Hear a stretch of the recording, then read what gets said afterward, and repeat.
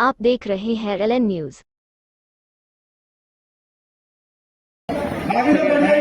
मैं जनाब असद साहब से दरखास्त करता हूँ कि आपसे मुखातिब करें करके मैं आप सभी लोगों का तहे दिल से शुक्रिया अदा करता हूँ कि अल्हम्दुलिल्लाह आप लोगों ने हमेशा हमारा साथ दिया है।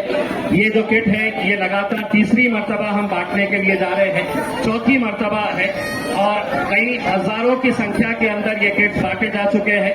मैं अपनी पूरी टीम जो इसके लिए मेहनत करती है, ये किट्स लेकर आती है और जरूरतमंद लोगों के घरों तक पहुंचाने का काम करती है, मैं उनको मुबारकबाद देता हूं और आप लोगों से इल्तिजा करता हूं कि अपनी दुआओं में हमें शामिल रखिएगा। बहुत बहुत शुक्रिया। मैं असद साहब से दरखास्त करता हूं। अस्सलाम वालेकुम व रहमतुल्लाहि व बरकातहू। मेरी इज्जतदार माँ और बहनों, बुजुर्गों, एमआईएम पार्टी के महाराष्ट्र के अध्यक्ष जनाब इम्तियाज जलील साहब, साबिका रुकने पार्लियामान तो साबिका रुकने असेंबली, मोहतरम जनाब फारूक शाह साहब जो हमारे धुलिया के एमएलए हैं और तमाम एमआईएम पार्टी के औरंगाबाद जिले के अध्यक्ष, शहर के कॉरपोरेटर डॉक्टर गफ्फार कादरी साहब, वर्किंग प्रेसिडेंट, मैं आप तमाम का शुक्रगुजार हूं कि आप यहां पर अपना कीमती वक्त निकाल कर आए।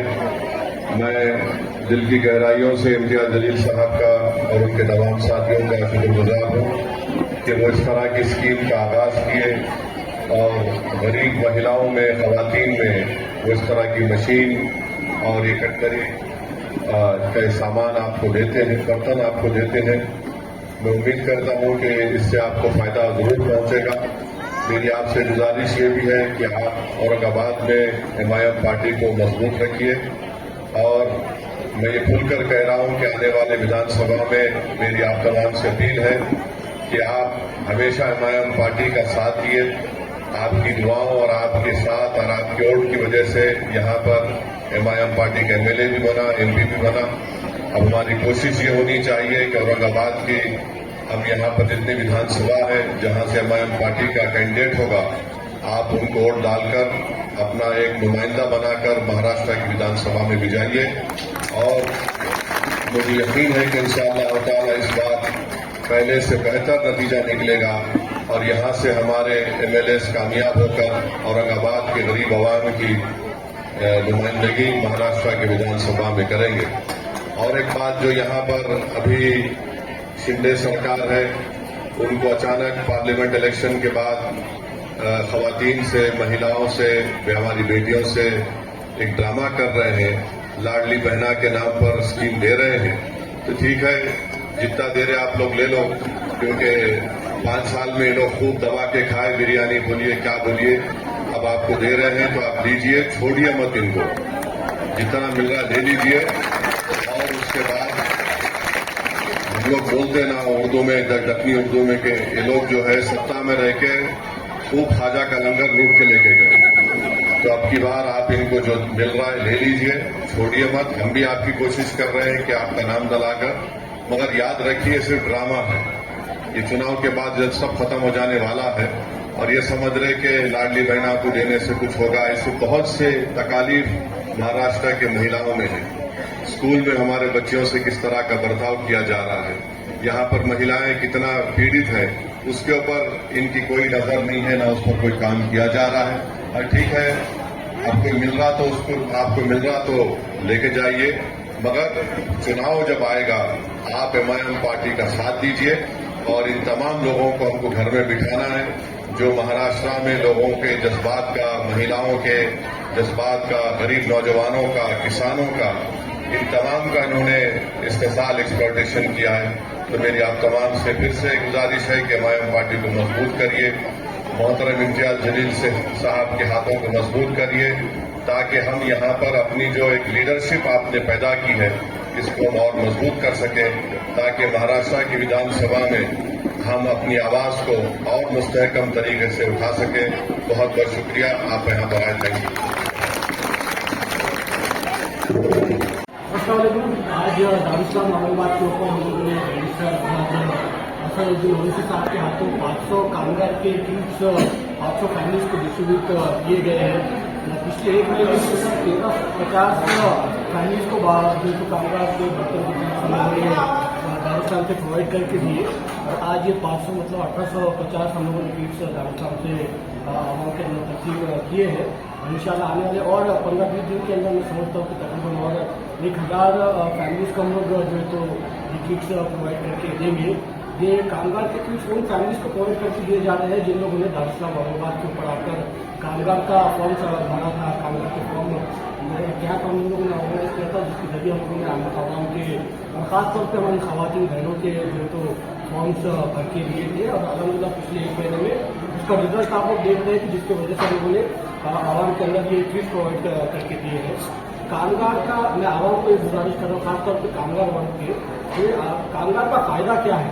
कामगार का अगर आप फॉर्म भरते हैं, कामगार का अगर आपका कार्ड बनता है तो उसका फायदा सबसे पहला ये है कि आप पहले क्या हुआ करता था कि कामगार का सिर्फ फॉर्म भरा जाता था, मगर अभी अलहमदुलिल्लाह उसके अंदर अमेंडमेंट नया ये आया है कि कामगार अपना फॉर्म भरने के साथ साथ एक नॉमिनी साथ में प्रोवाइड करके देता है।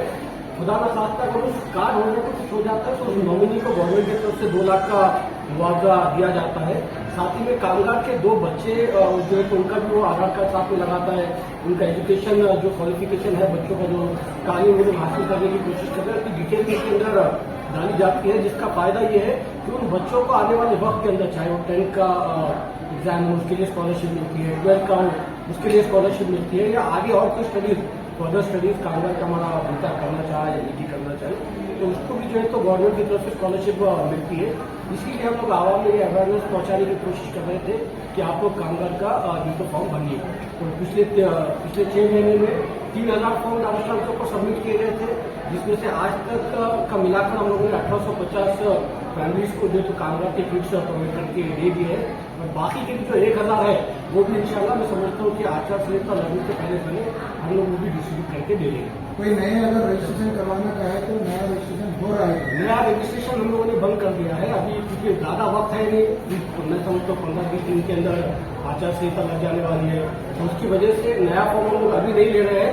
जो पुराने फॉर्म दारुस्लाम के ऊपर सबमिट किए गए थे अभी से उनको फायदा दिलाने की इंशाल्लाह हम लोग कोशिश करेंगे। लाडली बहन के कितने फॉर्म हो गए? लाडली बहन के फॉर्म दारुस्लाम औरंगाबाद से तकरीबन 9000 फॉर्म हम लोगों ने सबमिट किए थे, जिसमें से 90% का रेशो है जिनका जो तो अप्रूवल आ चुका है और 80% से ज्यादा हमारी बहनों को उसका फायदा अलहमदुलिल्लाह तक मिल चुका है। दारुस्लाम से जनता को क्या अपील करेंगे? देखिए दारुस्लाम औरंगाबाद ये दफ्तर हम लोगों ने जब मुंशी भाई ने हमने उसकी शुरुआत की थी तो हमारी कोशिश ये थी कि एक ऐसा दफ्तर आवाम के लिए हम लोग बनाए जहाँ पर 24/7 हमारी बहनें हमारे भाई कोई भी उनका मसला हो, चाहे कॉर्पोरेशन से ताल्लुक हो, चाहे एमएसपी से ताल्लुक हो, चाहे कलेक्टर ऑफिस से ताल्लुक हो, चाहे जेडपी से ताल्लुक हो, कोई या पर्सनल कोई मामला रहो, हर मामला सॉल्व करके देने के लिए हम लोग यहाँ पर कोशिश करते हैं। मैं समीर साहब लीडर अकेले मेरी वजह से दारुस्लाम नहीं चलता है, मुंशी पटेल है, हमारे जेपी है, अनिस साहब है, सागर भी है, काका साहब है, पूरी टीम है जो लगातार दारुस्लाम औरंगाबाद के ऊपर बैठती है और आवाम में जो भी मामले आते हैं उसको सॉल्व करके देने की हम लोग पूरी कोशिश करते हैं। खासतौर पर एक बात यह है कि दारुस्लाम औरंगाबाद से हम लोग खासतौर पर कोशिश ये करते हैं कि कोई हमारी बहन या कोई हमारा भाई मायूस दारुस्लाम से ना लौटे, ये पूरी कोशिश पूरी मेरी टीम अलहमदुलिल्लाह पिछले 7 साल से लगातार हम लोग करते हैं।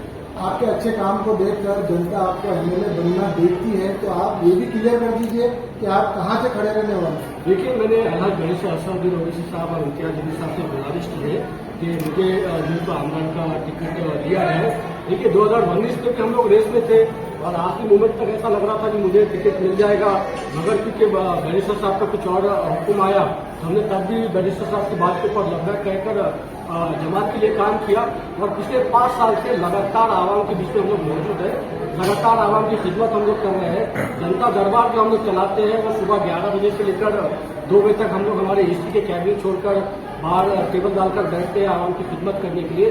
और पिछले 5 साल से लगातार हम लोगों ने पब्लिक इश्यूज को उठाया है, चाहे कॉर्पोरेशन का हो, चाहे पुलिस से रिलेटेड हो, चाहे एमएसपी से रिलेटेड हो या कलेक्टर ऑफिस से रिलेटेड हो, हर मुद्दे के लिए हम लोग आवाम के बीच में मौजूद है। और मैं समझता हूँ कि यही हमारी खिदमत को देखते हुए बैरिस्टर साहब और इम्तियाज अली साहब एक बार हमको मौका देंगे। और मौका हम लोग का ऐसा नहीं है कि मैं ये कह रहा हूँ कि मुझे मध्य से टिकट दिया जाए, मैं खुलकर ये बात कर रहा हूँ कि मुझे या फ्रूट से टिकट दिया जाए या मध्य से टिकट दिया जाए, दोनों हल्कों में जहाँ से भी हम लोग को टिकट मिलेगा तो इंशाल्लाह अल्लाह ने चाहा तो जीत की उम्मीद है और इंशाल्लाह हम जीतेंगे। अगर मान लिया जाए कि आपको अगर मजलिस टिकट नहीं देती है तो क्या दारुस्सलाम बंद हो जाएगा या दारुस्सलाम में जनता दरबार चालू रहेगा? या दूसरी कोई संगठन नजर आएंगी? देखिए साहब, इस जमात के लिए हम लोगों ने बहुत कुर्बानियाँ दी। इस जमात को इस मुकाम तक पहुंचाने के लिए हम लोगों ने बहुत कोशिशें की है, ख्वाहिशें की है, जिसकी वजह से आज आपको ये एक पौधा हम लोगों ने लगाया था जो आज आपको हरा भरा एक दरख्त दिखता है। तो इस दरख्त पर हम लोग कभी नुकसान पहुंचने नहीं देंगे, जमात का साथ इंशाल्लाह कभी नहीं छोड़ेंगे। मगर ये बात भी साथों साथ बता दूं कि 2 बार उधर से किसी को मौका दिया गया, नहीं जीत सके, एक बार इधर से किसी को मौका दिया गया, नहीं जीत सके। हम ये कह रहे हैं कि जिनको मौका दे दिए बार बार उनको मौका देते रहेंगे क्या? अब पूर्व हल्के की आवाम जिसने 2 बार एक ही शख्स को वोट दिया, तीसरी बार उसी शख्स को वोट देंगे और वो नहीं जीता, तो इसीलिए ये बार हम लोग ये बात कह रहे हैं कि भाई हमको मौका दीजिए। जो 2 धक्के में नहीं हुआ वो इंशाल्लाह 1 धक्के में करके दिखाएंगे। और आज औरंगाबाद के अंदर और खासतौर पर पूरे मराठवाड़ा के अंदर इम्तियाज जलील साहब के बाद अगर किसी की फैन फॉलोइंग है तो मैं समझता हूँ कि दारुस्लाम टीम की है, मुंशी भाई पटेल की है, समीर साजिद बिल्डर की है। आज आप जाकर पूरे औरंगाबाद के अंदर सर्वे कर लीजिए, सर्वे के अंदर इम्तियाज जलील का सबसे पहला नाम अगर आपको कोई मिलेगा तो समीर साजिद बिल्डर का मिलेगा। नौजवानों के अंदर हमारी मोहब्बत है, हमारी बहनों के दिलों में हमारी मोहब्बत है। लगातार हम लोग आवाम के बीच में मौजूद है। पिछले 7 साल से दारुस्लाम औरंगाबाद का दफ्तर गेट एक दिन भी उसको ताला नहीं लगा। कोविड के दौर के अंदर जब पूरे जो है तो बड़े बड़े पॉलिटिशियन घर पर रजे ओढ़ के पड़े हुए थे, उस दौर के अंदर भी दारुस्लाम औरंगाबाद खुला था, आवाम के लिए हम लोग खिदमत कर रहे थे। कोविड के वक्त के अंदर हम लोग दवाखानों के अंदर मौजूद थे। कब्रिस्तानों के अंदर जब परेशानी हो रही थी वहां पर हमारी टीम मुंशी भाई पटेल, साबिर भी, खासब सब मौजूद थे। तो ये हमारी कुर्बानियां हैं जो आवाम याद रखती है, ये हमारी कोशिश है जो नौजवान नहीं भूलते हैं। आज अगर आवाम को कहीं भी कोई मसला होता है, कोई परेशानी होती है तो सबसे पहले वो भाग के दारुस्लाम को पढ़ाते हैं। कल का एक वाक्य आपको सुनाता हूँ। हमारा एक रिक्शे वाला भाई, मैं और कलीम निकल रहे थे इम्तियाज के पास जाने के लिए, रिक्शे वाला भगा तक रिक्शा अंदर आया। तो क्या हो गया पूछते थे तो समीर में मेरे को पुलिस वाले ने सिटी चौक के पास मारा। तो क्यों मारा, क्या हुआ? तो बोले भाई नहीं मेरी गाड़ी देख के मारा। बोले नहीं ऐसा नहीं होता, वो कुछ और वजह नहीं है। हम वो रिक्शे वाले के साथ तुरंत सिटी चौक पुलिस स्टेशन गए, पूछे उस पुलिस वाले से क्यों मारा भाई हमारे भाई को, क्या बात है, क्या गुनाह था? नहीं भाई वो ट्रैफिक का मामला था, हीट ऑफ द मूवमेंट में हो गया। मैं ठीक है, हीट ऑफ द मूवमेंट में हो गया तो सॉरी बोलो, माफी मांगो। तो ये आवाम की मोहब्बत है कि उनको कोई तकलीफ होती है तो दारुस्लाम याद आता। तो ये दफ्तर जो हमारी बड़ी कोशिशों से और मेहनतों से इस मुकाम तक पहुंचा है, तो इंशाल्लाह आगे से हम इस दफ्तर को इसी तरीके से चलाएंगे। और मैं समझता हूँ कि आंदोलन का जो टिकट है वो आने वाला है, मिलने वाला है, देखो 100% कॉन्फिडेंट है। किसी और पार्टी से आपको कोई ऑफर मिला है क्या? हमारी पार्टी से लगी हम आपको एमएलए का टिकट देंगे। किसी भी सियासी जमात में वो बात नहीं है जो मेरी जमात के अंदर है।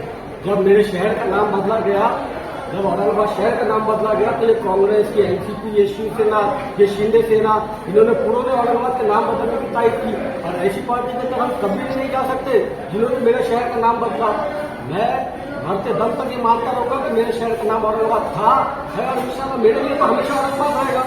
आप भले आप नाम बदल के, हुकूमत आपकी है, पावर आपका है, आप हुकूमत में तो आप नाम बदल सकते, मगर मेरे दिल से और दारुस्लाम औरंगाबाद से आप नाम कभी नहीं हटा सकते। दारुस्लाम औरंगाबाद के ऊपर जिस तरीके से दारुस्लाम औरंगाबाद नाम लिखा है तो इंशाल्लाह मेरी हयात तक वो नाम उसी तरीके से रहेगा। आपका सबसे ज्यादा जोर दोनों पर? मेरा सबसे ज्यादा जोर दोनों हल्कों पे, कहीं से भी चलता, उधर से भी चलता, इधर से भी चलता।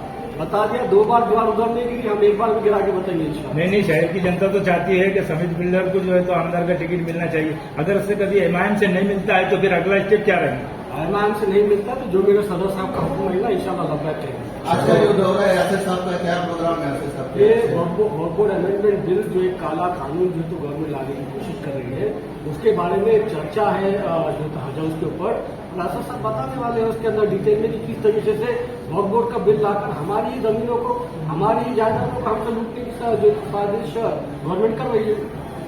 शुक्रिया। Thank you.